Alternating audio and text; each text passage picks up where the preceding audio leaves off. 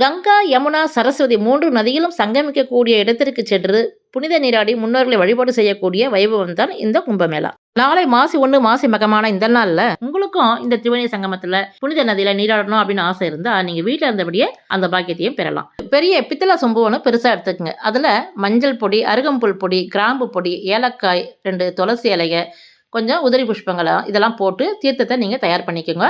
உங்க பூஜை அறையில விளக்கு ஏத்தி வச்சுட்டு தூப தீபம்லாம் காட்டி 3 நதிகளையும் நாம வணங்கணுங்க. ஓம் கங்கா தேவியை போற்றி போற்றி, ஓம் யமுனா தேவியை போற்றி போற்றி, ஓம் சரஸ்வதி தேவியை போற்றி போற்றி என்று 3 முறை சொல்லுங்க.